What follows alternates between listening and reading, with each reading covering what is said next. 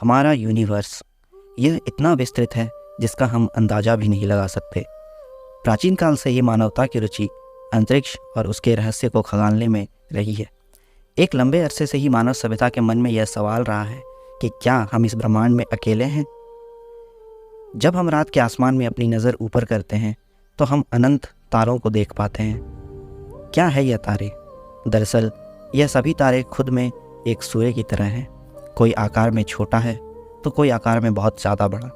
लेकिन ब्रह्मांड में केवल तारे नहीं हैं, यहाँ और भी सेलेस्टियल ऑब्जेक्ट्स हैं, जैसे कि नेबुला, स्टार क्लस्टर्स और गैलेक्सीज। हमसे लाखों लाइट ईयर्स दूर तारों और गैस क्लाउड्स के समूह होते हैं जो किसी सुपरमैसिव ब्लैक होल का चक्कर लगा रहे होते हैं, जैसे कि हमारी मिल्की वे गैलेक्सी जो कि सैजिटेरियस ए स्टार का चक्कर लगा रही है। ऐसी ही एक और गैलेक्सी है एंड्रोमेडा, जो कि हमसे 2.5 मिलियन लाइट ईयर्स दूर है। लेकिन सिटी स्काई से दूर क्लियर डाई स्काइज में आप इसे अपनी आंखों से भी देख सकते हैं। यह एक धुंधले तारे की तरह आसमान में दिखता है, इसलिए इसकी डिस्कवरी एग्जैक्टली किसने की यह कह पाना मुश्किल है। लेकिन पर्शियन एस्ट्रोनॉमर अब्दुल रहमान अल सूफ़ी की किताब, जो कि 964 ईस्वी में लिखी गई थी, इसमें पहली बार एंड्रोमेडा गैलेक्सी का उल्लेख मिलता है। लेकिन उस वक्त इसे गैलेक्सी के रूप में नहीं देखा जाता था। सन 1920 में एस्ट्रोनॉमर एडविन हबल ने यह प्रमाणित किया कि यह हमारी आकाशगंगा से भी बाहर का एक ऑब्जेक्ट है और यह एक गैलेक्सी है। इस खोज ने वैज्ञानिकों के होश उड़ा दिए और हमारी इस जिज्ञासा को और हवा दी कि क्या सच में हम इस यूनिवर्स में अकेले हैं। मानव सभ्यता ने गैलेक्सी की खोज की जहाँ ट्रिलियन ऑफ स्टार्स हैं। हर एक स्टार के पास अपना कोई ना कोई प्लैनेट होगा और कुछ प्लैनेट्स ऐसे भी हो सकते हैं जिन पर जीवन संभव हो। इस सवाल का जवाब शायद मिलने में अभी वक्त है। लेकिन हम बात करते हैं एंड्रोमेडा गैलेक्सी के बारे में, क्योंकि यह गैलेक्सी काफ़ी स्पेशल है।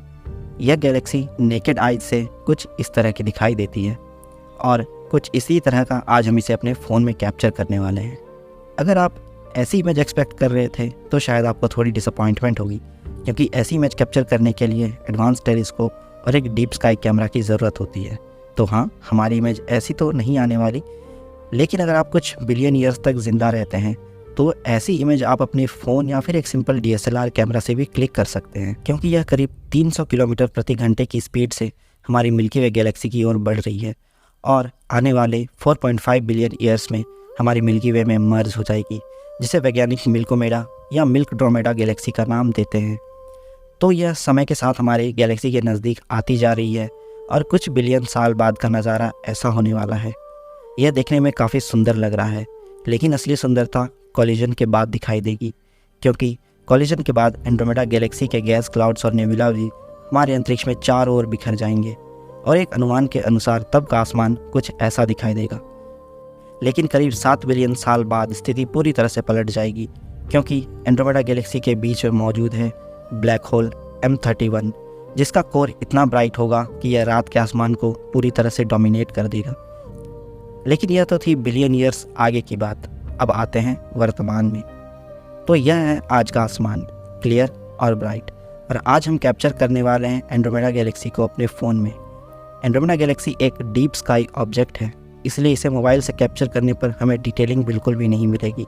यह हमें एक धब्बे की तरह ही दिखाई देने वाला है। लेकिन यदि हम अपने सिंपल से स्मार्टफोन से इसे कैप्चर कर पाते हैं तो यह काफ़ी बड़ी बात रहेगी। तो अब चलते हैं कैप्चरिंग की ओर।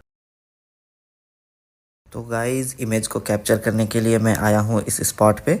ये नदी का किनारा है जो कि हमारी सिटी से करीब 2 किलोमीटर या 3 किलोमीटर दूर है। यहाँ पर लाइट पॉल्यूशन थोड़ा सा कम है, स्काई क्लियर है और इस जगह पे एंड्रोमेडा गैलेक्सी विजिबल होने वाली है। फ़िलहाल तो सन काफ़ी ऊपर है, कुछ देर में यह सेट हो जाएगा और हम एक 360 डिग्री व्यू आपको देते हैं लोकेशन का। तो ये है लोकेशन, काफ़ी शांत, काफ़ी क्लियर स्काई के साथ और लेस लाइट पॉल्यूशन के साथ। तो सनसेट का वेट करते हैं।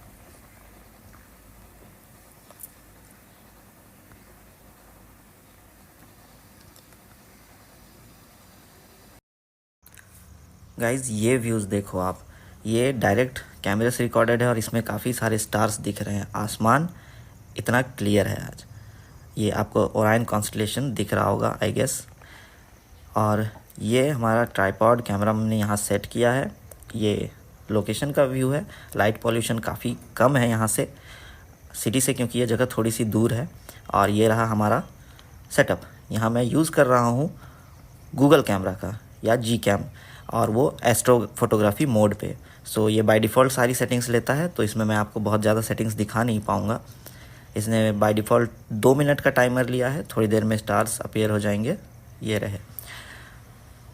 गूगल कैमरा काफ़ी अच्छा है, बट किसी किसी सिनेरियो में अच्छा काम नहीं करता, लेकिन यहाँ हम कैप्चर कर रहे हैं एक वाइड फील्ड, तो इसके लिए गूगल कैमरा ठीक ठाक परफॉर्म करेगा।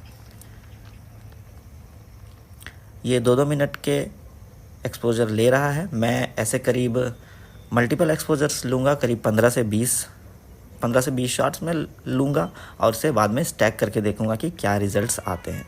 क्योंकि ये एक गैलेक्सी है, काफ़ी दूर का ऑब्जेक्ट है, फेंट ऑब्जेक्ट है, इसलिए काफ़ी ज़्यादा क्वालिटी में कैप्चर नहीं हो पाएगा, क्योंकि हमने सिर्फ फ़ोन से कैप्चर कर रहे हैं, बिना किसी जूम लेंस के या बिना किसी टेलीस्कोप के। तो कैप्चरिंग ख़त्म करने के बाद मैं आपसे मिलता हूँ फाइनल रिज़ल्ट्स के साथ। तो ये है दोस्तों हमारे द्वारा कैप्चर किया हुआ एक सिंगल फ्रेम, जिसे जूम इन करने पर आप यहाँ एंड्रोमेडा गैलेक्सी को देख सकते हैं, बट इसमें बहुत ज़्यादा डिटेलिंग नहीं है। डिटेलिंग के लिए मैं इस इमेज को स्टैक करने वाला हूँ सिक्वेटर का इस्तेमाल करते हुए।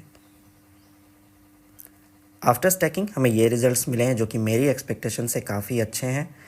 थोड़ी बहुत लाइट पॉल्यूशन है, बट ये इमेज मेरे लिए बहुत बड़ी बात है, क्योंकि मैंने इसे सिर्फ एक स्मार्टफोन का यूज़ करते हुए कैप्चर किया है। अगर आप एक एस्ट्रोफोटोग्राफर हैं तो आप इस फीलिंग को समझ सकते हैं। आई होप आपने इस वीडियो को एंजॉय किया होगा और मेरा ये ट्यूटोरियल आपको पसंद आया होगा। मिलते हैं आपसे अगली वीडियो में। Until then, stay healthy, stay safe and wish you clear skies.